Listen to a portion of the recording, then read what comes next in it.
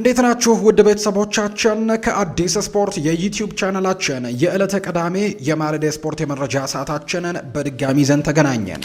ስለምታደምጡን ስለምትከታተሉን እጅግ ከልብ አድርገን ነው የምናመሰግነው። ዛሬም የተለያዩ ስፖርታዊ ጉዳዮችን ወደ እናንተ እያደረስን ቆይታን የምናደርስበት ፕሮግራማችንን ነው ይዘን የቀረብነው። ፉአድ ባሮ ፕሮግራሙን እየመራው ቆይታን ከእናንተ ጋር የማደርግ ነው የሚሆነው። በዛሬ ፕሮግራማችን የምናነሳቸው በጣም በርከት ያሉ ጉዳዮች አሉ። ከነዚህ መካከል የአውሮፓ ታላላቅ ሊጎች ዛሬም በሚደረጉ ጨዋታዎች ቀጥለው ይደረጋሉ። በተለይ በተወዳጁ የእንግሊዝ ፕሪምየር ሊግ በእያንዳንዱ የፉክክር ደረጃዎች ላይ የሚደረጉ ጨዋታዎች አሉ። ለምሳሌ ያክል አርሰናል ዛሬም ከኒውካስል ዩናይትድ ጋር በሜዳው ኤምሬትስ ስቴዲየም የሚያደርገው ጨዋታ ይጠበቃል። ይህ ጨዋታ ምሽት 1 ሰዓት ከ30 ላይ የሚደረግ ነው። ከዛ ቀደም ብለው ደግሞ እንዲሁ ሊቨርፑል ከክሪስታል ፓላስ ጋር በአንፊልድ የሚያደርገው ጨዋታ አለ። ላለመውረድ እየታገለ የሚገኘው የሮቤርቶ ዲዘርቢ ቡድን ቶትናም ሆትስፐርስም ከሜዳ ውጪ ዛሬ ወልቨርሃምፕተን ወንደረርስን የሚገጥምበት ጨዋታ ዛሬ የሚደረጉ መርሃ ግብሮች ናቸው። በሌሎች ሊጎችም እንዲሁ በስፓኒሽ ላሊጋ፣ በጀርመን ቡንደስሊጋ፣ በጣሊያን ሴሪ እና በፍሬንች ሊጓንም የሚደረጉ ጨዋታዎች አሉ። የእነሱን የጨዋታ ጥቆማዎችም ወደ እናንተ የምናደርስ ነው የሚሆነው። የተለያዩ ስፖርታዊ ጉዳዮችን እናነሳለን። ከዛ ውጪ በዛሬ ደግሞ አንድ የሴሚ ፋይናል ጨዋታ ይደረጋል። በኤፍኤ ካፕ ማንቸስተር ሲቲ ከሳውዝሃምፕተን ጋር የሚያደርጉት ጨዋታ የሚጠበቅ ነው። የዚህን ጨዋታ የውጤት ግምቶቻችሁን ኮሜንት ቦክስ ላይ ልታጋሩን ትችላላችሁ። የዝውውር ጉዳዮችንም እናነሳለን። እስከ ፕሮግራማችን ፍጻሜ ድረስ አብራችሁኝ ልትቆዩ በአክብሮት ጋበዝኩኝ። ቪዲዮአችንን ላይክ፣ ቻናላችንን ሰብስክራይብ እያደረጋችሁ ከኛ ጋር ቆይታን አድርጉ። ፉአድ ባሮ ፕሮግራሙን እየመራው ቆያለሁ። ከመሸጋገሪያ በኋላ በድጋሚ ተመልሰን እንገናኛለን። አብራችሁኝ ቆዩ።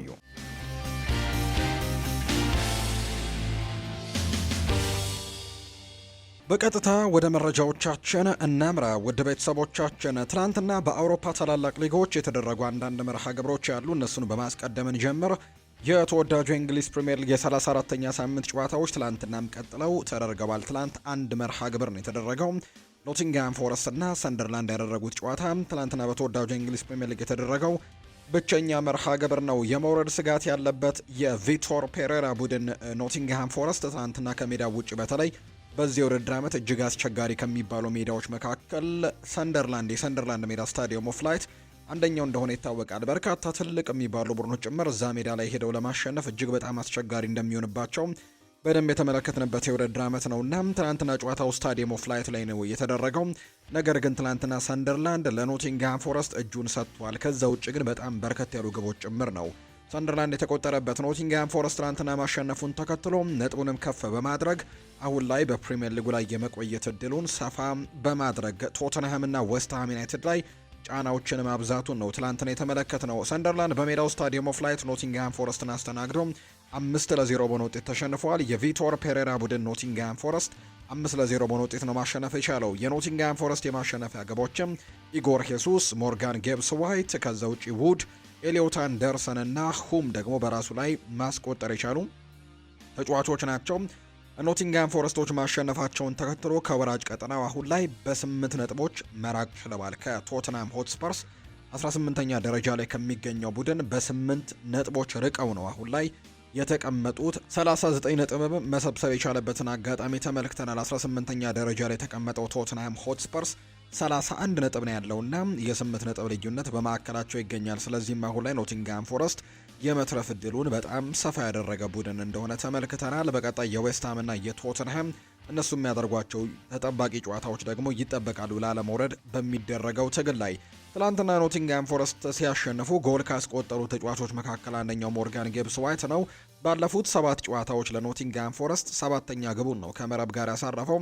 ባለፈውም ጨዋታ ሃትሪክ መስራቱን እናስታውሳለን። ትላንትናም እንዲሁ ጎል አስቆጥሯል።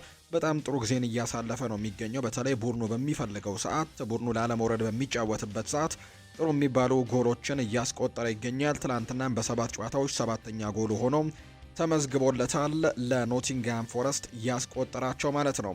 ሌሎች ጨዋታዎች ዛሬ ይደረጋሉ። በተወዳጁ የእንግሊዝ ፕሪምየር ሊግ የ34ኛ ሳምንት ጨዋታዎች ዛሬ መርሃ ግብሮች ቀጥለው የሚደረጉ ነው የሚሆነው። ቀን 8 ሰዓት ከ30 ሲል አንድ መርሃ ግብር ይደረጋል። ክራቨን ኮቴጅ ላይ ፉልሃም እና አስተን ቪላ የሚያደርጉት ጨዋታ ይጠበቃል። ይሄ ቀን 8 ሰዓት ከ30 ሲል የሚደረግ መርሃ ግብር ነው። በተለይ አስተን ቪላ የአስተን ቪላው አሰልጣኝ የሆኑት አሰልጣኝ ኡናይ ኤምሪ ይፋ እንዳደረጉት ከሆነ ማንቸስተር ዩናይትድን በልጠን መቀመጥ ያለብን ሰዓት ላይ እንገኛለን። ጨዋታውን አሸንፈን ማንቸስተር ዩናይትድን በደረጃ በልጠነው መቀመጥ ይኖርብናል ሲልም ጭምር የተናገረው። ተመሳሳይ ነጥብ እንዳላቸው ይታወቃል። በማንቸስተር ዩናይትድ እና በአስተን ቪላ መካከል ምንም አይነት የነጥብ ልዩነት የለም። 58 ነጥብ ነው ሁለቱም የሰበሰቡት። ነገር ግን በጎል ክፍያ ማንቸስተር ዩናይትድ ስለሚበልጥ በደረጃ ሰንጠረዡ ላይ ሶስተኛ ደረጃ ላይ የተቀመጠው ማንቸስተር ዩናይትድ ነው። ስለዚህም ከዩናይትድ ሶስተኛ ደረጃነቱን ለመውሰድ መፋለም አለብን ያሉት ኡናይ ኤምሪ የአስተን ቪላ አሰልጣኝ ሲናገሩ ሶስተኛ ደረጃነቱን ከዩናይትድ መውሰድ እንደሚፈልጉ ነው የተናገሩት። ኡናይ ኤምሪ ተጫዋቾቹ ለቻምፒየንስ ሊግ ቦታ ብቻ ሳይሆን ሶስተኛ ደረጃንም ኢላማ እንዲያደርጉ ጭምርን ያሳስቧቸው። ለሶስተኛ ደረጃ ለምን አንፋለምም ያሉት ኡናይ ኤምሪ ከዚህ ከመጣውኝ 3 ዓመት አልፎኛል፣ እስካሁን ያንን አላደረኩትም፣ ስለዚህ ያንን ማድረግ ፈልጋለሁ ብለዋል። በዩሮፓ ሊጉ ግማሽ ፍጻሜ የደረሰው አስተን ቪላ ውድድሩን የማሸነፍ ቅድመ ግምትም እንዳገኘ ይታወቃል። በፕሪሚየር ሊጉም ደግሞ በሚቀጥለው የውድድር ዓመት የአውሮፓ ቻምፒየንስ ሊግ ተሳትፎን ቦታ ይዞ ለማጠናቀቅም በጣም ጥሩ እድል ላይ ያለ ቡድን እንደሆነ ይታወቃል። በተለይ እናም ቼልሲ ደግሞ ሽንፈት እየገጠማቸው በመምጣቱ ምክንያት አሁን ላይ ጥሩ ደረጃ ላይ ነው የሚገኙት። 58 ነጥቦችን ሰብስበዋል። ለማረጋገጥ ወይ አንድ ወይም ከዛ በኋላ ደግሞ የሚደረገውን ጨዋታ ማሸነፍ በቂያቸው ሊሆን እንደሚችል ይታመናል። ዛሬ ከሚደረጉ ጨዋታዎች መካከል አንደኛው ነው በክራቨን ኮቴጅ የማርኮ ሲልቫው ቡድን የኡናይ ኤምሪን ቡድን የሚያስተናግድበት የ8 ከ30 ጨዋታ። ሌሎች 3 መርሃ ግብሮች ቀን 11 ሰዓት ሲል ይደረጋሉ። ላለመውረድ እየታገለ የሚገኘው ዌስትሃም ዩናይትድ ዛሬ በሜዳው ለንደን ኦሎምፒክ ስቴዲየም ከኤቨርተን ጋር የሚያደርገው ጨዋታ እጅግ በጉጉት ይጠበቃል። ኤቨርተን የአውሮፓ ውድድሮች ተሳትፎን ለማግኘት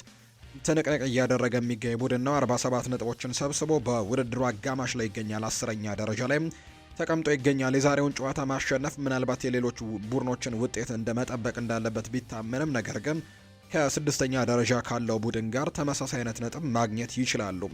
እርግጥ ነው 6ኛ ደረጃ ላይ የተቀመጠው ቡድን ብራይተን ኤንድ ሆቭ አልቢየን ነው። 34 ጨዋታዎችን ያደርገዋል። 7ኛ ደረጃ ላይ የተቀመጠው ቦርንመዝም በተመሳሳይ 34 ጨዋታዎችን ያደርገዋል። 8ኛ ደረጃ ላይ የተቀመጠው ቼልሲም እሱም 34 ጨዋታዎችን ያደረገ ቡድን ነው። ስለዚህም ዛሬ ኤቨርተን 34ኛ ጨዋታውን ነው የሚያደርገውና ድል የሚያደርግ ከሆነ ነጥቡን 50 ማድረስ ይችላል። በግብ ክፍያ ተበልጦ ደግሞ 7ኛ ደረጃነትን መረከብ የሚችልበት እድል ያገኛል። ከብራይተን ጋር ከ6ኛው ቡድን ጋር ተመሳሳይ ነጥብ ላይ ሆኖ ስለዚህ የአውሮፓ ውድድሮችን በተለይ የዩሮፓ ሊግ እና የዩሮፓ ኮንፈረንስ ሊግ ቦታን ይዞ ለማጠናቀቅ በጣም ትልቅ ትግል እያደረገ የሚገኝ ቡድን ነው ኤቨርተን እና የዛሬው ጨዋታ ይጠበቃል። ከዛ ውጭ ግን የዌስትሃምን ጉዳይ ደግሞ እንመልከት። ዌስትሃም ዩናይትዶች በፕሪሚየር ሊጉ ለመትረፍ በጣም ትልቅ ትግል በሚቀጥሉት ሳምንታት ይጠብቃቸዋል። 5 ጨዋታዎች ናቸው በፕሪሚየር ሊግ የሚቀሩት ለዌስትሃም ዩናይትድ እና ለቶተንሃም። እነዚህ ሁለት ቡድኖች በፕሪሚየር ሊጉ ላይ ከሁለት አንዳቸው ለመትረፍ ከሁለት አንዳቸው ደግሞ ለመውረድ በጣም ትልቅ ትግል ያደርጋሉ ተብሎ ይታሰባል። በሁለቱ ቡድኖች መካከል ያለው የነጥብ ልዩነት 2 ነው። ዌስትሃም ዩናይትድ ምንም እንኳን በሁለት ነጥቦች ከፍ ብሎ 17ኛ ደረጃ ላይ ቢቀመጥም አሁንም በብዙ ነጥቦች አራቀም። የአንድ ጨዋታ ውጤት ሁሉን ነገር ሊወስንባቸው እንደሚችል ይታመናልና የዛሬው ጨዋታም ለዌስትሃም ዩናይትድ እጅግ በጣም ወሳኝ ይሆናል ተብሎ ይታሰባል። በአንጻሩ ደግሞ ዌስትሃም ዛሬ ከጠንካራው ኤቨርተን ጋር የአውሮፓ ውድድሮችን ለማግኘት ከሚፋለመው ኤቨርተን ጋር እንደመጫወቱና ቶተንሃም በአንጻሩ ደግሞ መውረዱን ካረጋገጠው 20ኛ ደረጃ ላይ ከተቀመጠው በዚህ ውድድር ዓመት እጅግ በጣም ደካማ ጊዜን እያሳለፈ ከሚገኘው ወልቨርሃምፕተን ወንደረርስ ጋር ጨዋታውን እንደማድረጉ ቶተንሃም የማሸነፍ ቅድመ ግምትን አግኝቷልና ለዌስትሃም እጅግ አስቸጋሪ ሊሆን እንደሚችል ይታመናል። ዛሬ ግን በተመሳሳይ ሰዓት ጨዋታቸውን ያደርጋሉ። ዌስትሃም ዩናይትድ በሜዳው ለንደን ኦሎምፒክ ስቴዲየም ከዳቪድ ሞይሱ ኤቨርተን ጋር ጨዋታውን ያደርጋል። ወልቨርሃምፕተን ወንደረርስ ደግሞ መውረዱን ያረጋገጠው ቡድን በሞሊኒው ከቶትናም ሆትስፐርስ ጋር የሚያደርገው ጨዋታ ይጠበቃል። እነዚህ ሁለቱም ጨዋታዎች በተመሳሳይ ቀን 11 ሰዓት የሚደረጉ ናቸው።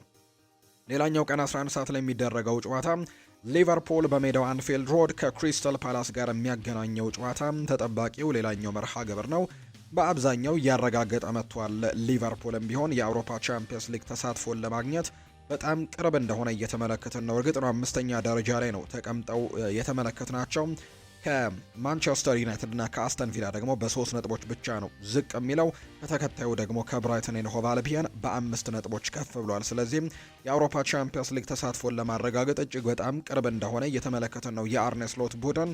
ነገር ግን ወሳኝ ተጫዋቾቹን በጉዳት ምክንያት እንዳጣ ይታወቃል። ለምሳሌ ያክል በዛሬው ጨዋታ ላይ የትኛውን ግብ ጠባቂ እንደሚያሰልፈው የተረጋገጠ ነገር የለም። ምክንያቱም የመጀመሪያው ግብ ጠባቂያቸው የሆነው አሊሰን ቤከር በዛሬው ጨዋታ ላይ የመሰለፍ እድሉ አልተረጋገጠም። በሚያደርገው የልምምድ ሴሽን ላይ የሚወሰን ነው የሚሆነው።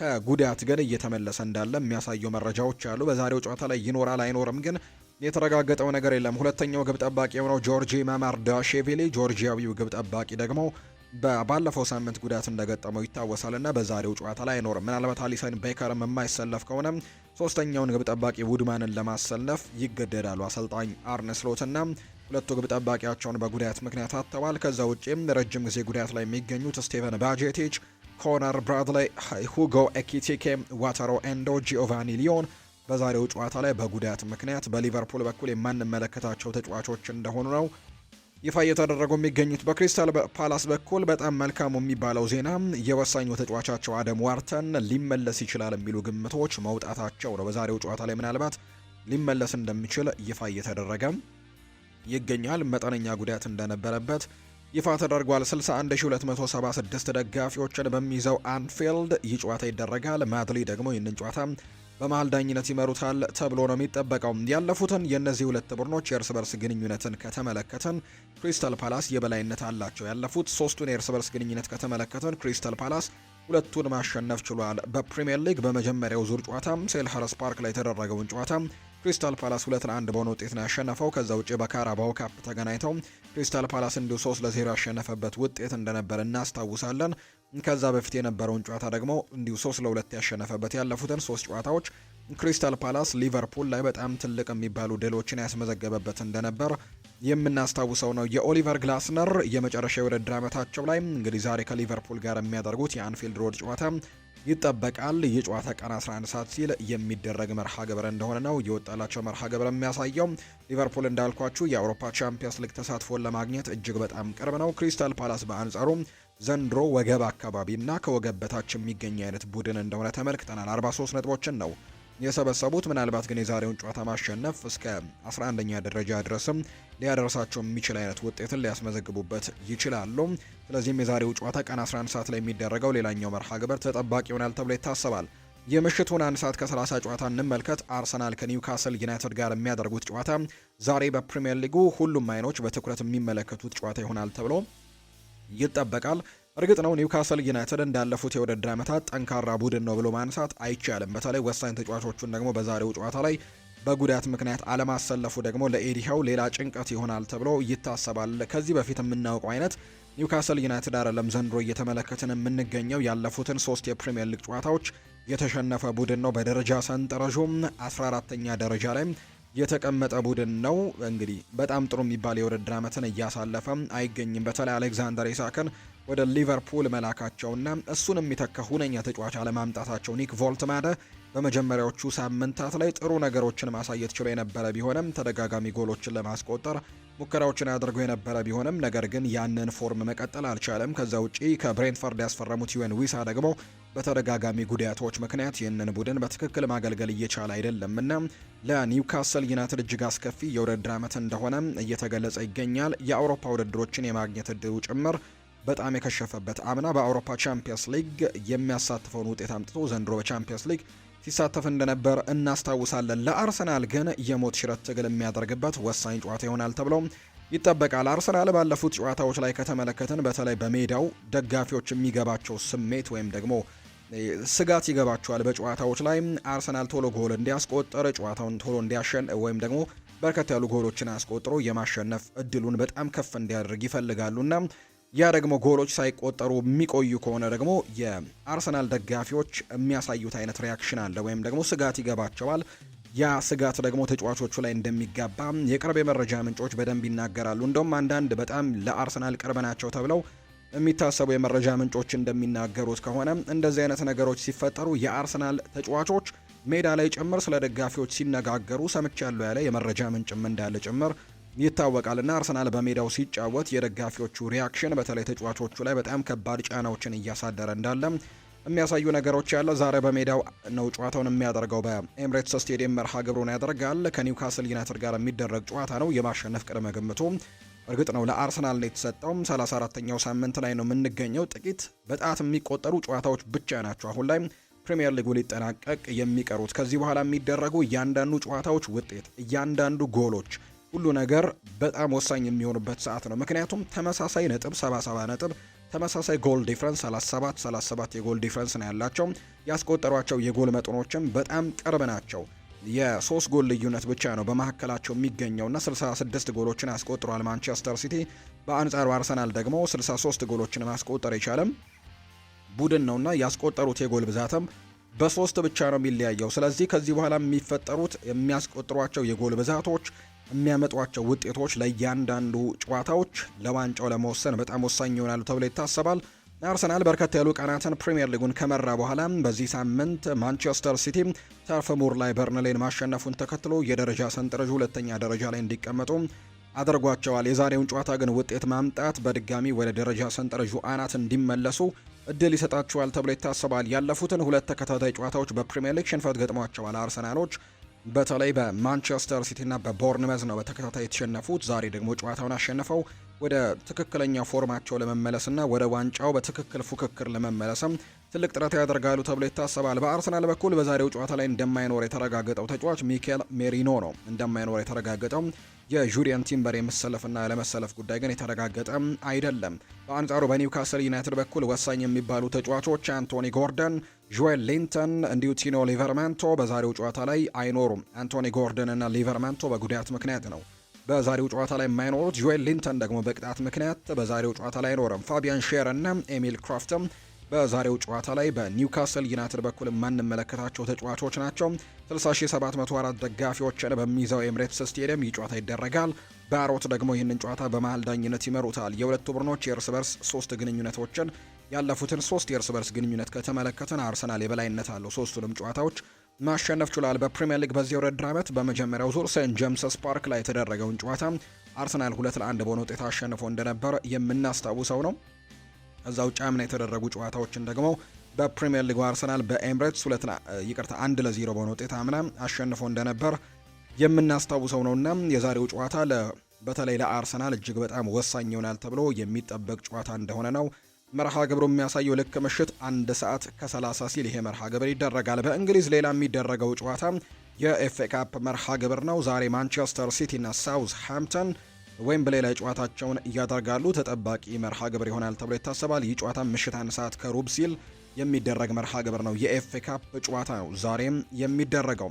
በሌሎች ሊጎች ትላንትና የተደረጉ ጨዋታዎችን ደግሞ እንመልከት ውድ ቤተሰቦቻችን። ከነዚህ መካከል አንደኛው በስፓኒሽ ላሊጋ የተደረገ እንዲሁ ጨዋታ ነበር። ትላንትና ሎስ ብላንኮቹ ሌላ ነጥብ የጣሉበት ጨዋታ ሆኖ ተመዝግቧል። ምናልባት ባርሴሎና የዚህ ሳምንት ጨዋታውን የሚያሸንፍ ከሆነ ደግሞ የነጥብ ልዩነቱን በደንብ የሚያሰፋበትን እድል አሁን ላይ አግኝቷል። ምክንያቱም ሪያል ማድሪድ ትላንትና ነጥብ መጣሉን ተከትሎ ሎስ ብላንኮቹ ትላንትና ነጥብ ጥለዋል። ሪያል ማድሪድ ከሪያል ቤቲስ ጋር ነበር ትላንትና ጨዋታውን ያደረገው። 1-1 በሆናቸው ውጤት ጨዋታቸውን ያጠናቅባል። የሎስ ብላንኮቹን የማሸነፍ የመጀመሪያ ጎል ቪኒሲዮስ ጁኒየር ነበር ማስቆጠር የቻለው። ነገር ግን ሄክተር ቤሌሪን ሪያል ቤቲስን ባለቀ ሰዓት ጨዋታው ሊጠናቀቅ የዳኛው ፊሽካ በሚጠበቅበት ሰዓት ላይ ኳስና መረብን አገናኝቶም ጨዋታው 1-1 እንዲጠናቀቅ አድርጓል። የቀድሞው የአርሰናልና የባርሴሎና ተጫዋች የነበረው ሄክተር ቤሌሪን ነው ለሪያል ቤቲስ በመጨረሻው ደቂቃ ላይ ጎል ያስቆጠረው። ይህንን ተከትሎ ሪያል ማድሪድ 74 ነጥቦችን መሰብሰብ ችሏል። የ9 ነጥብ ልዩነቱን ወደ 8 ማጥበብ ችሏል። እርግጥ ነው፣ ነገር ግን ጨዋታውን የሚያሸንፍ ከሆነ ባርሴሎና የነጥብ ልዩነታቸው ወደ 11 የሚሰፋበት እድል ይኖራል ተብሎ ይታሰባል። በቀጣይ ሪያል ማድሪድ ከኤስፓኞል ጋር መርሃ ግብሩን እንደሚያደርግ ነው የወጣለት መርሃ ግብር የሚያሳየው።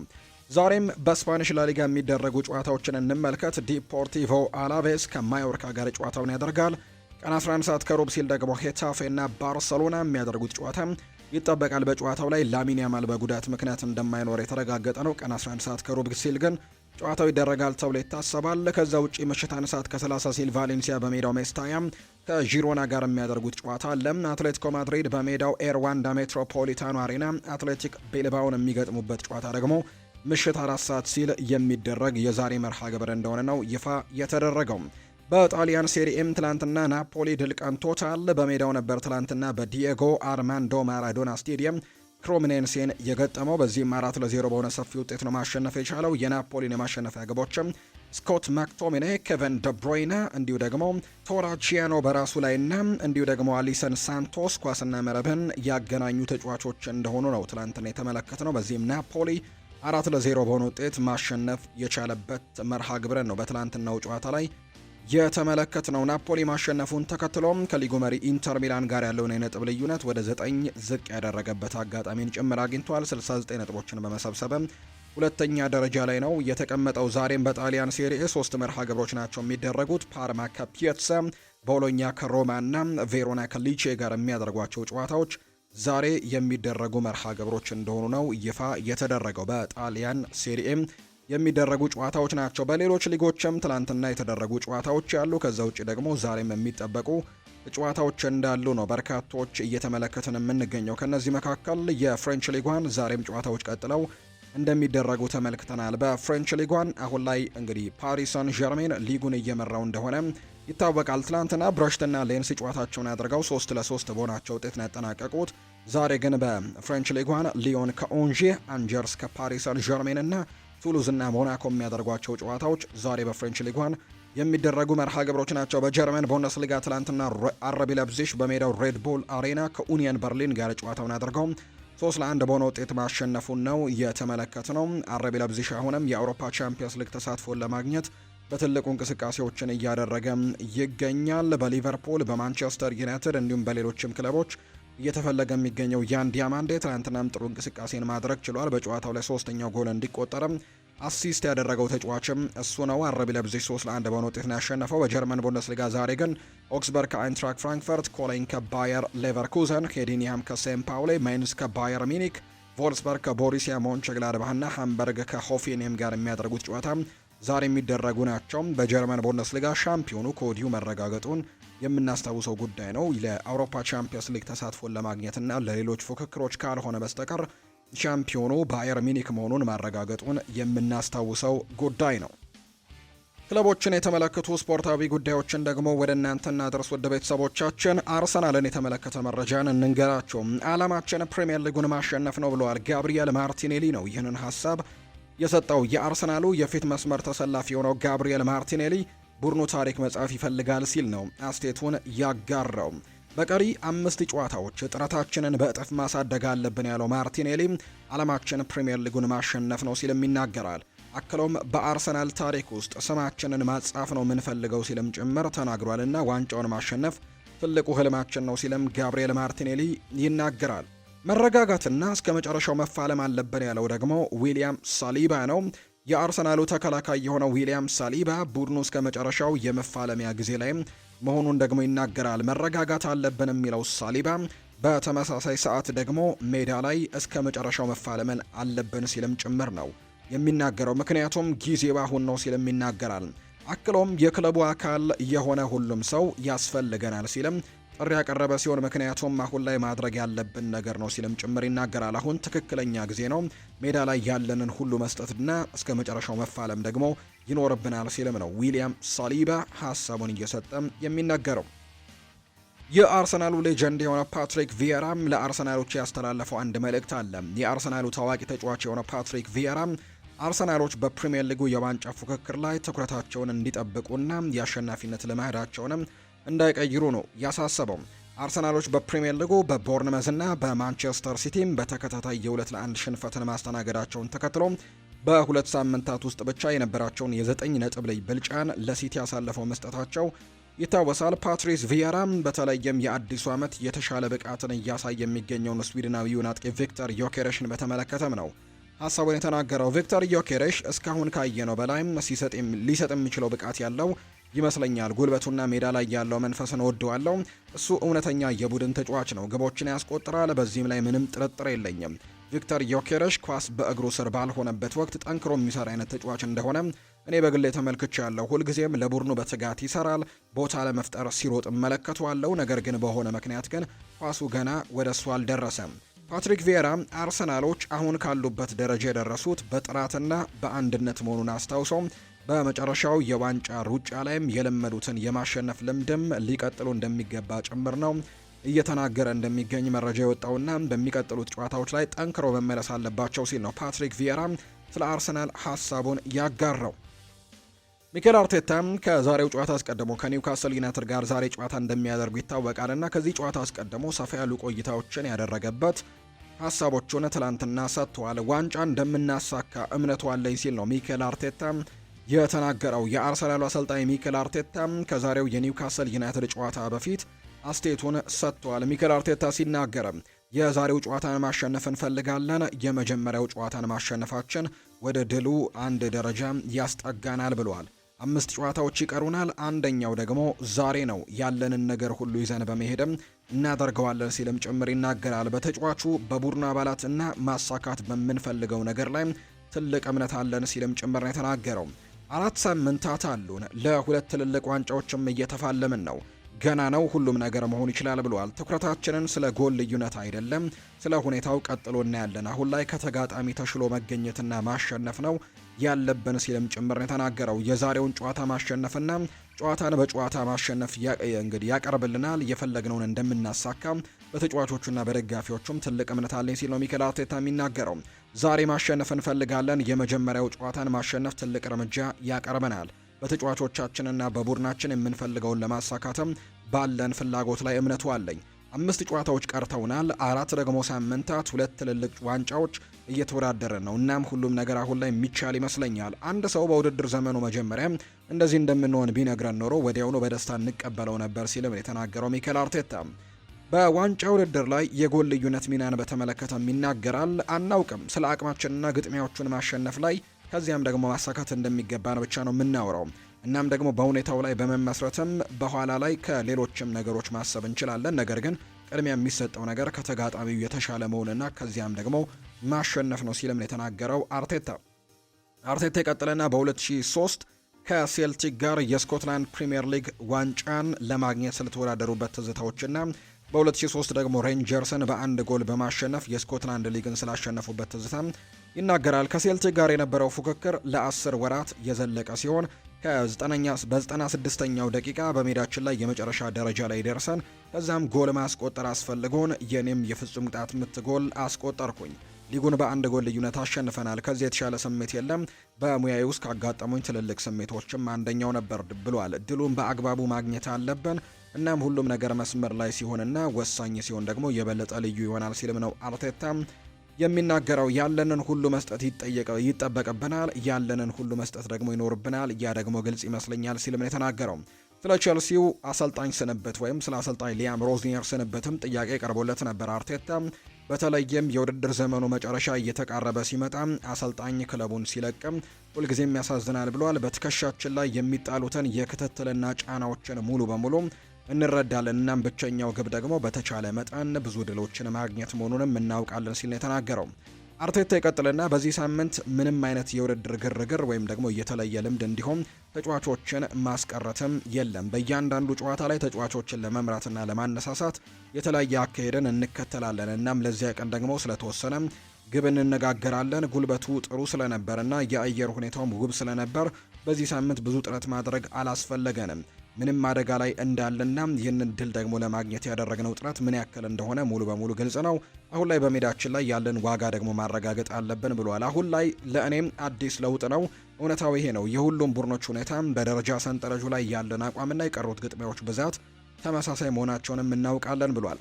ሳካ ደረጃውን ለመጠበቅ ሲታገል ስለነበር እንዲያገግም የተወሰነ ጊዜ ሰጥተነዋል። ምንም ምቾት አልተሰማውም ነበር። እንዲሁም ለራሱ የተወሰነ ጊዜ ወስዷል። አሁን ግን በጣም ወሳኝ በሆነ የውድድር ዘመን ላይ እኛም ወደኛ ተመልሶልናል። ያ ደግሞ በጣም አስደስቶኛል ሲልም ነው የተናገረው። ራይስንም በማግኘታችን በጣም እድለኞች ነን። ዴክላን ራይስን በማግኘታችን ምን ያክል እድለኞች እንደሆነን ሙሉ በሙሉ እናውቃለን። የአሁኑ የውድድር ዘመን ልዩ ነው። በኒውካስል ዩናይትድ ጨዋታ ላይ ደግሞ ልዩ ብቃቱን ያሳያል። እናም ለውጥ እንደሚያመጣም እርግጠኛ ነኝ ብሏል። ስለ ዴክላን ራይስ ሲናገር አሰልጣኝ ሚኬል አርቴታ ሁሉም ተጫዋቾች ለማሸነፍ ዝግጁ ናቸው። በዛሬው ጨዋታ አሁን ባለንበት ቦታ በምንሳተፍባቸው 2 ትልልቅ ውድድሮች ላይም ሲሆኑ መልሱ ግልጽ ይመስለኛል። እያንዳንዱ ግጥሚያ የተለየ ይሆናል። ቅድሚያ በሚሰጣቸው ነገሮች ላይም እና ደግሞ ተጫዋቾች ከቡድኑ ጋር በተሻለ መጠንም በተሻለ ሁኔታ ላይ እንዲደርሱ ለመርዳት ምን ማድረግ እንደምንችል ላይ ነው ማተኮር ያለብን። ሁሉም ተጫዋቾች ዝግጁ መሆናቸውን ማረጋገጥና ይህ ደግሞ በጣም አስፈላጊ ከሆኑ ተጫዋቾች አንደኛው ነው። እናም በባለፉት ሳምንታት በጣም ጠቃሚ ትምህርትንም መውሰዳችንን አስታውሳለሁ ብሏል። ቡካዮ ሳካ ዛሬ ወደ ስብስቡ ይመለሳል ተብሎ ይታሰባል። ከኒውካስል ዩናይትድ ጋር በሚገጥመው ቡድን ውስጥም ስብስብ ውስጥ እንደሚካተት ነው አርቴታ ያረጋገጠው። በተጨማሪም ተከላካዩ ሪካርዶ ካላፊዮሪ በቡድን ስብስብ ውስጥ እንደሚካተት ተነግሯል። በሌላ በኩል የመስመር ተጫዋቹ ጁሊየን ቲምበር አሁንም ከቡድን ስብስብ ውጪ መሆኑን ያረጋገጡበት ጋዜጣዊ መግለጫ ነው ትላንትና አሰልጣኝ ሚኬል አርቴታ ሀሳቡን ሰፋ አድርገው ያጋራው። ማንቸስተር ዩናይትድን የተመለከቱ መረጃዎችን እናንሳ። ፕሪሚየር ሊግና ቻምፒየንስ ሊግን ማሸነፍ እፈልጋለሁ ብሏል ብሩኖ ሚጌል ፈርናንዴዝ ነው ይህንን ሀሳብ የሰጠው። የማንቸስተር ዩናይትድ አምበል የሆነው ብሩኖ በክለቡ ትልልቅ ዋንጫዎችን ማሸነፍ እንደሚፈልግ ነው የተናገረው። ማንቸስተር ዩናይትድ አስቸጋሪ ሁኔታ ላይ ሆኖ ማንቸስተር ዩናይትድን መልቀቅ ለኔ የሚታሰብ አይደለም፣ አልፈልግምም ነበር ሲል ነው የተናገረው። አክለውም ፕሪሚየር ሊጉን ማሸነፍ እፈልጋለሁ፣ ቻምፒየንስ ሊግንም ማሸነፍ ከዚህ ቡድን ጋር እፈልጋለሁ፣ ይህንን መደበቅ አልችልም ብሏል። ባለፈው ዓመት ቀርቦለት ስለነበረው ጥያቄ ያነሳው ብሩኖ ሲናገር በዩናይትድ የቆየሁት አሁንም ለክለቡ የምሰጠው ነገር እንዳለኝ ስለተሰማኝ ነው። ስለዚህ ይህንን ክለብ ደግሞ በመጥፎ ጊዜው ላይ ጥዬ መውጣትም በጭራሽ አልፈለግኩም ነበር ሲል ይናገራል። ከሳዑዲ አረቢያ የቀረበለት ገንዘብ ግዙፍ እንደነበር ይናገራል። ላለመቀበል ይከብዳል ያለው ብሩኖ ነገር ግን እኔ ሀብታም መሆን ሳይሆን ህልሜን ማሳካት ነው የምፈልገው ሲልም ብሩኖ ሚጌል ፈርናንዴዝ ሀሳቡን እንደሰጠ ነው ዘገባዎች የጠቆሙት። ማንቸስተር ዩናይትድ እየተቸገረ ባለበት ሰዓት መልቀቅ አልፈለግኩም ሲልም ነው ጠንከር ያለ ሀስቴቱን ትላንትና እየሰጠው። እንዲሁ ለማንቸስተር ዩናይትድም ያለውን ሁሉ የሚሰጥ አይነት ተጫዋች እንደሆነ በርካቶች ያውቃሉ።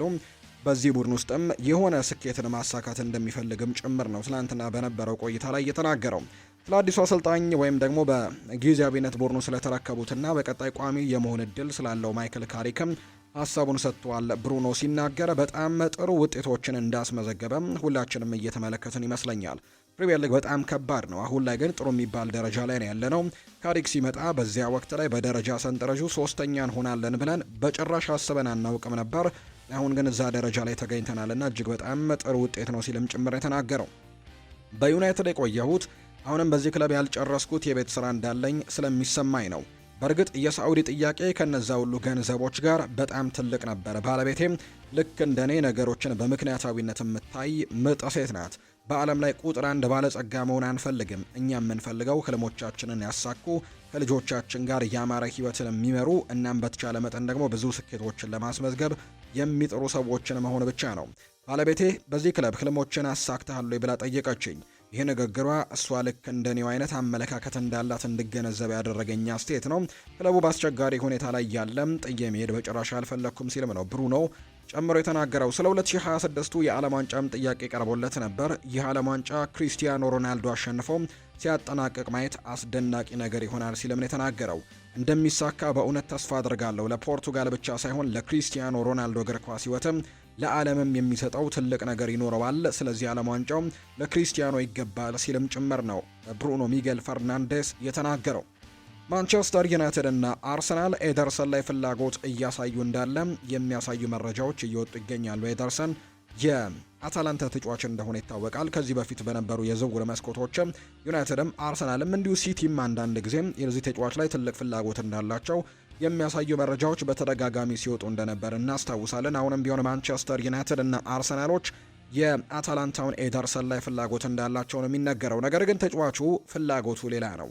ወደ ጣሊያን ወደ ስፔን ማምራትን ምርጫው ያደርጋል። ወደ አትሌቲኮ ማድሪድ ማምራት ነው ምርጫው ተብሏል። አትሌቲኮ ማድሪድ ከተጫዋቹ ጋር በግል ጉዳዮች ላይ ቢስማማም ከአታላንታ ጋር ግን ስምምነት ላይ መድረስ እስካሁን አልቻለምና ምናልባት ይሄ ነገር ለሁለቱ የእንግሊዝ ክለቦች እድል ይሰጣል ተብሎ ይታሰባል። በዚህ ምክንያት አትሌቲኮ ማድሪድ ሌሎች አማራጮችን ማየት የጀመሩ ሲሆን ዣኦ ጎሜዝን ለማስፈረም ከወልቭስ ጋርም ንግግር ይጀምራሉ ተብሎ እንደሚጠበቅ ነው ቤን ጃኮብስ መረጃውን ያጋራው። ሌላኛው ቤን ጃኮብስ ያነሳው ጉዳይ የወልቭሱ ዣኦ ጎሜዝ ላይ የ40 ሚሊዮን ፓውንድ ዋጋ የለጠፉ ሲሆን ማንቸስተር ዩናይትድ እና አርሰናልም ተጫዋቹን በቅርበት የሚከታተሉት ሌሎች ክለቦች እንደሆኑ ተነግሯል። በአንጻሩ አትሌቲኮ ማድሪድ ከወልቭስ ጋር ንግግር ማድረግ እንደጀመረ ግን የሚያሳዩ መረጃዎችን ነው ቤን ጃኮብስ ይፋ እያደረገ የሚገኘው። ፋብሪዚዮ ሮማኖ ያነሳው ሀሳብ አለ።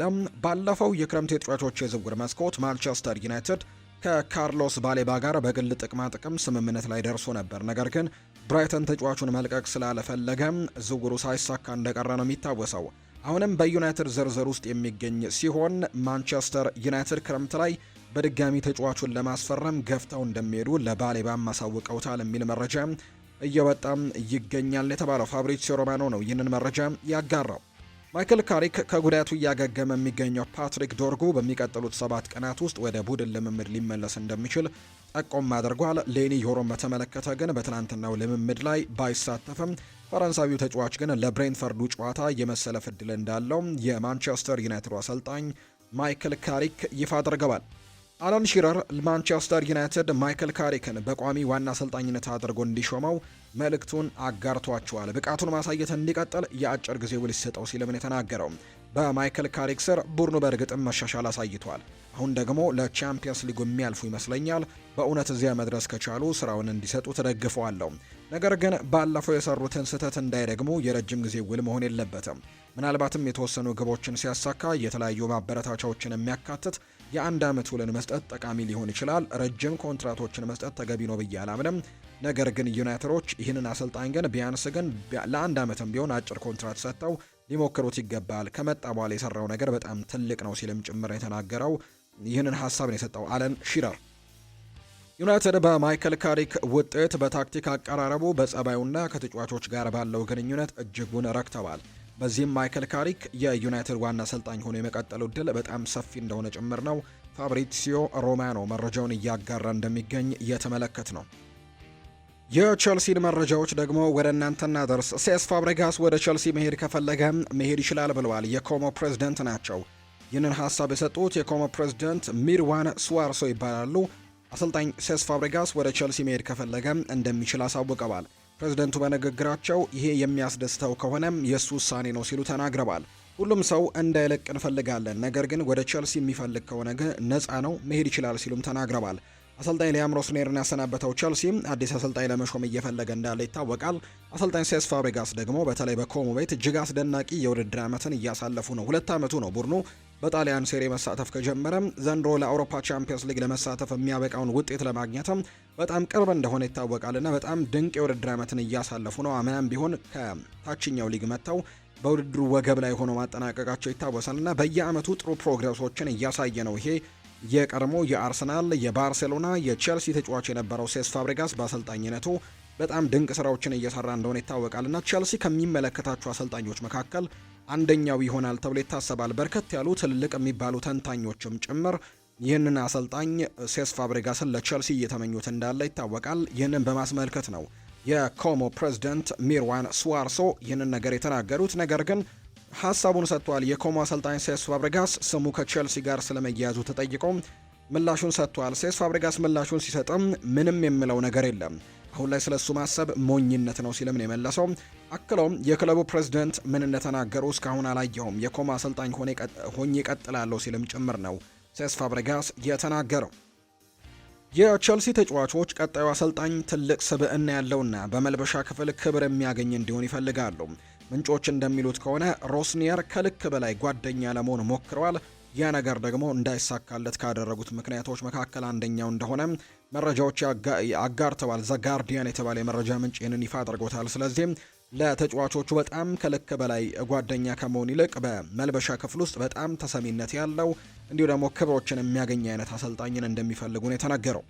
ቸልሲ ትክክለኛውን አሰልጣኝ ማምጣት እንደሚችሉ እምነቱ አላቸው። ነገር ግን ከማንኛውም እጩ ጋር ንቁ ውይይትን አልጀመሩም። እናም አዲስ ተተኪ እስከ ውድድር ዓመቱ መጨረሻ ድረስም እንደማይሾም ይጠበቃል ተብሏል። እነሱ ጨዋታዎችን ማሸነፍ የሚችልና ከምንም በላይ ደግሞ ዋንጫዎችን ማምጣት የሚችል ሰው እየፈለጉ እንዳለ ነው መረጃዎች እየጠቆሙ የሚገኙት። እናም ቸልሲ የተዋቀረበት መንገድ ይህ አይደለም ይላል ሲናገር። ይህንን ሀሳብ የሰጠው የስካይ ስፖርቱ ዘጋቢ እንደሆነ ነው ይፋ የተደረገው። ዋና አሰልጣኙ ዋና አሰልጣኝ ብቻ ነው። እናም ትልልቅ አሰልጣኞች በዝውውርና መሰል ጉዳዮች ላይ ስልጣን የላቸውም። አዎ በሌሎች ቦታዎች ላይ ግብ ያለው አስተዋጽኦ አለው። ነገር ግን የእሱ ዋና ስራው ግን የመጀመሪያ ቡድኑን ማሰልጠን ብቻ ነው። እንግዲህ ቸልሲ የሚፈልገው ስብዕና፣ ልምድና የተረጋገጠ የስኬት ታሪክ ያላቸው አሰልጣኞች ከዚህ መዋቅር ጋር ለመስማማት ዝግጁ የሆኑት ስንት ናቸው? አሰልጣኙን ብቻ ትቀይራለህ ወይስ መዋቅሩን ትቀይራለህ? ይሄ የቸልሲው ትልቁ ችግር ይመስለኛል ሲልም ነው ስካይ ስፖርት በሰፊው የቸልሲ ችግሮች ላይ ትንታኔውን እንዳቀረበ የተመለከት ነው። ጆኮል ይናገራል። ሻቪ አሎንዞ በቸልሲ አሰልጣኝነት ማየት ፈልጋለሁ ሲል ነው ጆኮል የተናገረው። እንግዲህ ሻቪ አሎንዞን መመልከት ፈልጋለሁ። የባየር ሌቨርኩዘን ቡድንን ለማየትም በጣም ሳቢ ነበር። በሪያል ማድሪድ እርሱ ተገፍቶ ነበር ብዬ አስባለሁ። ትልቅ ክለቦችን ይረዳል። እርሱ አሸናፊ ነው። አሳዛኝ ነገሩ ግን ሻቪ አሎንዞ ቸልሲን የሚመርጥ አይመስለኝም። ነገር ግን በቸልሲ ብመለከተው ደስ ይለኝ ነበር ሲል ነው ጆኮል የተናገረው። ሪዮ ፈርዲናንድ ይናገራል። ሴስ ፋብሬጋስ ለቼልሲ አሰልጣኝነት ትክክለኛው ሰው ነው፣ ነገር ግን ኮሞን የሚለቅ አይመስለኝም ሲል ነው ሪዮ ፈርዲናንድ ጨግሞ የተናገረው። ነገ የኤፍኤ ካፕ መርሃ ግብር እንደሚያደርጉ ይታወቃልና በጊዜያዊነት በአሰልጣኝነት እየመራ የሚገኘው ካሉም ማክፋርላን የጋዜጣዊ መግለጫን ሰጥቷል። በቼልሲ ምን እየተበላሸ እንደሆነ ምን እንደተበላሸ መናገሩ የኔ ስራ አይደለም። ሙሉ ትኩረቴ ሊድስን ማሸነፍ ላይ ነው። እሁድ በጣም ከባድና ትልቅ ጨዋታ እንደሚጠብቀን አውቃለሁ። አሁን ላይ የማስበው ለዛ ጨዋታ ስለመዘጋጀት ብቻ ነው። ስለዚህ ጉዳይ አላወራም። ሙሉ ትኩረቴ ሊድስ ዩናይትድ ላይ ብቻ ይሆናል። ለተጫዋቾቹ ምን እንደነገርናቸው ምንም የተለየ ነገርም የማጣራት ችግሮችን የመፍታት ስብሰባ አላደረግንም።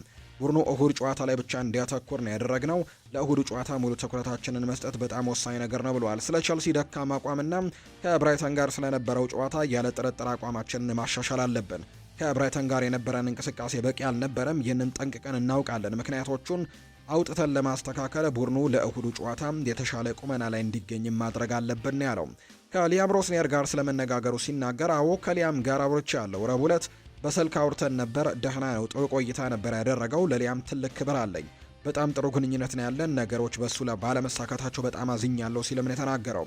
ቀደም ሲል ዌምብሌ ስለነበረው ቆይታም ሲናገር በዌምብሌ አሰልጠኛ አላውቅም፣ ነገር ግን ከዚህ ቀደም በሳውዝሃምፕተን እያለውኝ ቡድኑ ለጥሎ ማለፍ ወይም ፕሌይኦፍ ፍጻሜ ሲደርስም አብሬያቸው ግን እዛ ተገኝቼ ነበር ብሏል። ስለ ትልቁ ጨዋታ ሲናገር ሁሉም ሰው በጣም ጓግቷል፣ ተጫዋቾቹ፣ ሙሉ ክለቡ ጭምር። ይህንን ስራ የምንሰራው እኮ ለዚህ ክለብ ስንል ነው ሲልም ጭምር ነው የተናገረው። ብራይተንን ሽንፈት ሲያስታውስም አቋማችን በቂ አልነበረም። ከክለቡ ጋር ግንኙነት ያለው ሁሉ ይህንን ጠንቅቆ ማወቅ ይችላል። ብራይተኖች በጣም ጥሩ ነበሩ፣ የሚገባቸውን ያክል አድናቆትም አላገኙም እንጂ የእኛ እንቅስቃሴ ግን እጅግ ደካማ እንደነበር ነው የተመለከትኩት በዛ ጨዋታ ሲልም ነው የተናገረው። ተጫዋቾች ከብራይተን ጋር በነበረው ጨዋታ ለሮስኒየር ብለው እየተጫወቱ ስለመባሉ ይሄ ማን ሊያውቅ ይችላል። በዚህ ጉዳይ ላይ ምንም አይነት አስተያየት አልሰጥም። ለሮስኒየር ብለው እንዳልተጫወቱ ምንም ይሁን አላውቅም ሲልም ጭምር ነው ማክፋርላን የተናገረው። ሁሉንም ተጫዋቾች በአንድ ልብ ስለ ማስማማትም ሲናገሩ ከተጫዋቾቹ ጋር በጣም ጥሩ የሆነ ቅርበት ነው ያለኝ።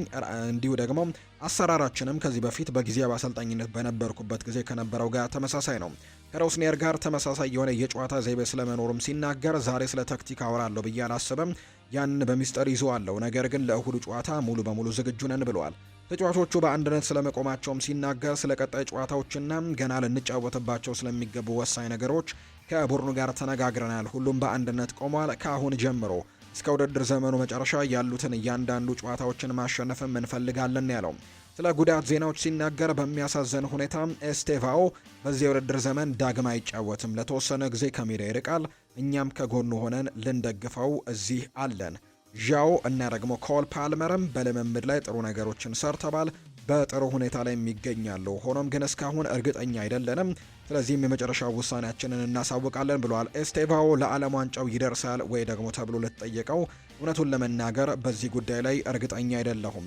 ለእኛ ግን አገልግሎት አይሰጥም። ለዓለም ዋንጫው ደርሳለሁ የሚል ትልቅ ተስፋ እንዳለው ግን እርግጠኛ ነኝ። ነገር ግን እኔ በእርግጠኝነት ይህንን ነገር አላውቅም ነው ያለው።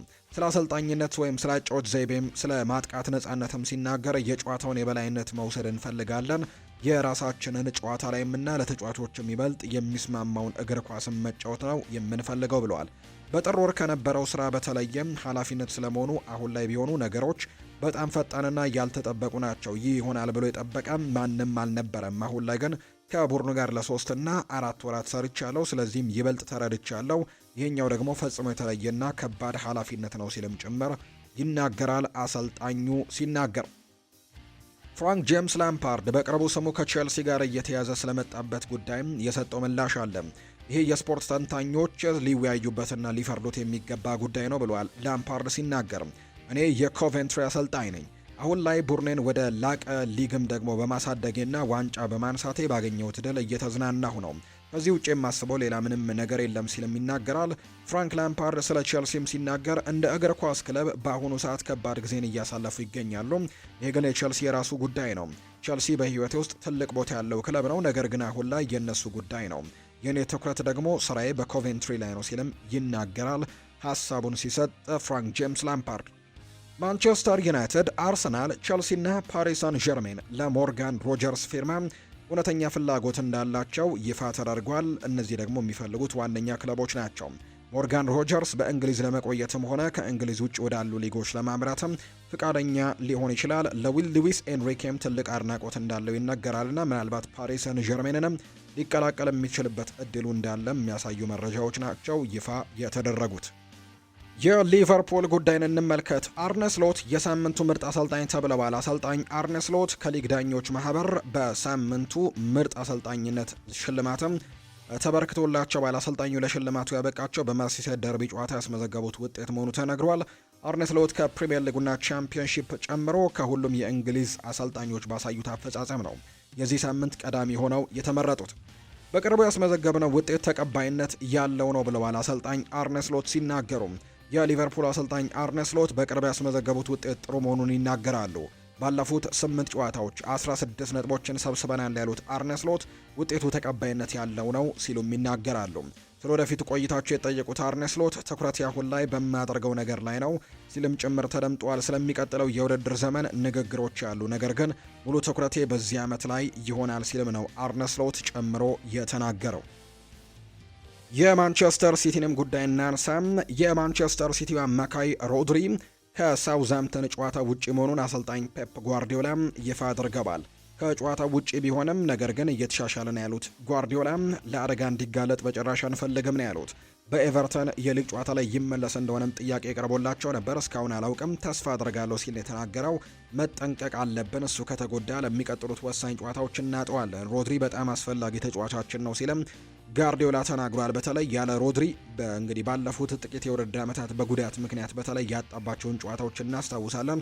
ለማንቸስተር ሲቲ እጅግ በጣም አስቸጋሪ እንደነበሩ የምናስታውሰው ነው። አሁን ላይ ግን ያንን ነገር እንዳይፈጠር ተጫዋቹን ከጉዳት መጠበቅ አለብንና በወሳኝ ጨዋታዎች ላይ እንዲመለስልን በእንደዚህ አይነት ጨዋታዎች ላይ ማሳረፍን ምርጫ ያደርግ ያለው ሲልም ጭምር የተናገረውና በነገው ጨዋታ ላይ እንደማይኖር ነው የተረጋገጠው። ማንቸስተር ሲቲም ያን ዲያማንዴንና ጁኒየር ክሩፒን ለማስፈረም በሚደረገው ፉክክር ላይ እንደተቀላቀለ የሚያሳዩ መረጃዎች አሉ።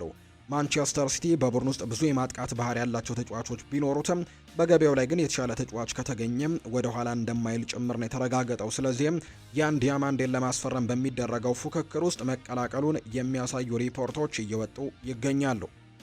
ጄምስ ትራፎርድ ወደ ማንቸስተር ሲቲ ሲዘዋወር የተሳሳተ መረጃ እንደተሰጠው ይሰማዋል።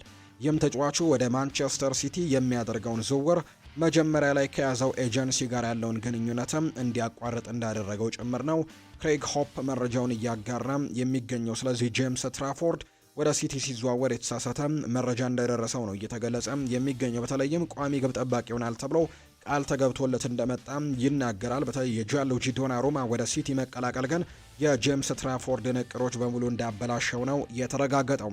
ጄምስ ትራፎርድ ይቀጥላል። ይህንን ክለብ ልክ እንደ ቤቴ ነበር የምቆጥረው። በፔፕ ስር አስደናቂ ከሆኑት የቡድን አጋሮቼ ጋር አብሮ የመስራት እድልን በማግኘቴም በጣም ደስተኛ ነኝ። እናም በጣም ኩራት ይሰማኛል ሲልም ጭምር የተናገረው። ኒውካስል ዩናይትድ በዚህ ክረምት ጄምስ ትራፎርድን ለማስፈረም ፍላጎት ያለው ሲሆን ከ35 እስከ 40 ሚሊዮን ፓውንድ ደግሞ የሚያቀርብ ከሆነ ማንቸስተር ሲቲ ተጫዋቹን ለመሸጥም ላያመነታ የሚችልበት እድሉ እንዳለ ዴይሊ ሜል ስፖርት የተባለው የመረጃ ምንጭም ይፋ አድርጓል። በማንቸስተር ሲቲ እና በኤንዞ ፈርናንዴዝ መካከል ምንም አይነት ድርድር የለም ተብሏል። ማንቸስተር ሲቲ የተጫዋቹን ሁኔታ ብቻ ነው የጠየቀው። ነገር ግን ምንም አይነት ድርድር ግን አልተጀመረም። ማንቸስተር ሲቲ ለሌሎች ቁልፍ ኢላማዎች እንዳሉት ይታወቃል። በተለይም ኤሊዮት አንደርሰንን ለማስፈረም ነው በትልቁ ፍላጎት እንዳለው የሚነገረው። ማንቸስተር ሲቲ አሁንም ኤሊዮት አንደርሰንን የማስፈረም ፉክክርን እየመራ እንደሆነ ይታወቃልና በአንጻሩ ደግሞ ማንቸስተር ዩናይትድ በሁኔታው ቅርብ ሆኖ እየተከታተለ ነው። ተስፋ የመቁረጥ ስሜት ማንቸስተር ዩናይትድ ቤት ውስጥ አልተመለከትንም። ነገር ግን ኤሊዮት አንደርሰንን ለማስፈረም ግን ማንቸስተር ሲቲ ቀዳሚው ክለብ እንደሆነ ይፋ ተደርጓል። ስለዚህ ስለ ኤንዞ ፈርናንዴስ ምንም ይፋ የተደረገ ድርድር የለም። ነገር ግን ስለ ተጫዋቹ ሁኔታ ግን አንዳንድ ጥያቄዎችን መጠየቃቸው ነው ይፋ የተደረገው። የቀድሞ የማንቸስተር ዩናይትድ ተጫዋች የሆነው ሮይ ኪን ኤርሊንግ ሃላንድ በጋብሪኤል ማጋሌሽ ተመቶ ስላለመውደቁ ተጠይቆ ምላሹን ሰጥቷል። ሮይ ኪን በምላሹ አባቱ ግን ሲነካ ይወድቅ ነበር ሲል ነው ከሃላንድ ወላጅ አባት ጋር ስለነበረው ታሪክ የሚያስታውሰው። በሮይ ኪንና በሃላንድ አባት መካከል የተፈጠረ ነገር እንደነበር እናስታውሳለን። ከዓመታት በፊት ሮይ ኪን ከሃላንድ አባት አልፌ ሃላንድ ላይ ሰርቶት በነበረው ጥፋት በሊጉ ታሪክ አሰቃቂው ተብሎ የሚታወሰው ጥፋት እንደሆነ በርካቶች ያስታውሳሉ። የሃላንድ አባት ቀደም ብሎ በነበረው ጨዋታ ሮይ ኪን ላይ ጥፋት ሰርቶ ወደ እሱ ተመልሶም ሰድቦት እንደነበር ይናገራል። ሮይኪንም ባጋጠመው የኤሲኤል ጉዳት ምክንያት ወደ ሜዳ ለመመለስ 1 ዓመት ከግማሽም አስፈልጎታል። ከ4 ዓመታት በኋላ ሁለቱ ተጫዋቾች በማንቸስተር ደርቢ ጨዋታ ላይ የተገናኙ ሲሆን ሮይኪንም አሰቃቂ ጥፋት በመስራት ተበቅሎት እንደነበር እናስታውሳለን። ሮይኪን በሰዓቱ የሃላንድ አባትን እንዳደረገው ወደሱ ሄዶ የተሳደበ ሲሆን በቀጥታ ቀይ ካርድም ተመዞበት እንደነበር እናስታውሳለን። ይህ ጉዳት የአልፌ ሃላንድን የእግር ኳስ ሕይወት ማብቂያ እንደነበረም የምናስታውሰው ጉዳይ ነው። የሪያል ማድሪድ ጉዳይን ደግሞ እናንሳ። የቤኔፊካው ተጫዋች ክሪስቲያኒ ቅጣት ተጥሎበታል። ቪኒሲዮስ ጁኒየር ላይ ጥቃት አድርሷል በሚል ክስ የቀረበበት ጂያንሉካ ክሪስቲያኒ ቅጣት ተጥሎበታል። የ20 ዓመቱ ተጫዋች ክሪስቲያኒ ከአውሮፓ እግር ኳስ ማህበር የ6 ጨዋታዎች ቅጣት ነው የጣለበት። አርጀንቲናዊው ተጫዋች ክሪስቲያኒ መታገዱን ተከትሎ ቀድሞውኑ 1 ጨዋታ እንዳመለጠው ይታወቃል። ከቅጣቱ 3 ጨዋታዎች ደግሞ በሚቀጥሉት 2 ሳምንታት ተመሳሳይ ጥፋቱን ከሰራ ተግባራዊ የሚሆን የገደብ ቅጣትም መሆናቸው ጭምር ነው ይፋ የተደረገው። በዚህ ሳምንት በዳኒ ሰባዮስ እና በአልቫሮ አርቤሎአ መካከል አለመግባባት ተፈጥሮ እንደነበር ይፋ ተደርጓል።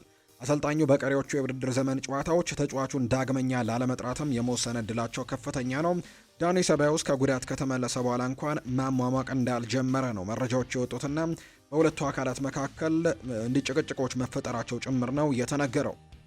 የቪኒሲዮስ ጁኒየር ከሪያል ማድሪድ ጋር ያለው ኮንትራት በሰኔ 2027 ላይ ያበቃል ተብሎ ነው የሚጠበቀው። ነገር ግን በአሁን ወቅት ድርድሩ ተቋርጧል። እስካሁን ድረስ ኮንትራቱን ለማደስ ስምምነት ላይ ለመድረስ የቀረበ ፍንጭም የለም ብሏል ማሪዮ ኮርቴግና መረጃውን ሲያጋራ።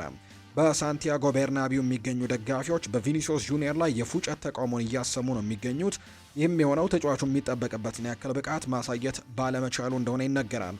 ይህ ሁኔታ ደግሞ ሊፈጠር እንደሚችል ለተጫዋቹ ቅርብ የሆኑ ሰዎችም ካለፈው ክረምት ጀምሮ ይህ ነገር እንደሚፈጠር ሲገምቱ የነበረ ጉዳይ ነው። ውድድሩ ከመጀመሩ በፊት ለተጫዋቹ ቅርብ የሆኑ ምንጮች በቪኒሲዮስና በሻቪ አሎንዞ መካከል የነበረው ቀድሞ እንግዲህ የጀመረ አለመግባባት ምክንያት የውድድር ዘመን ቀላል አይሆንለትም የሚሉ አይነት ሀሳቦች ቀድመው ሲናገሩ እንደነበር ነው ማሪዮ ኮርቴግና ጨምሮ የተናገረው።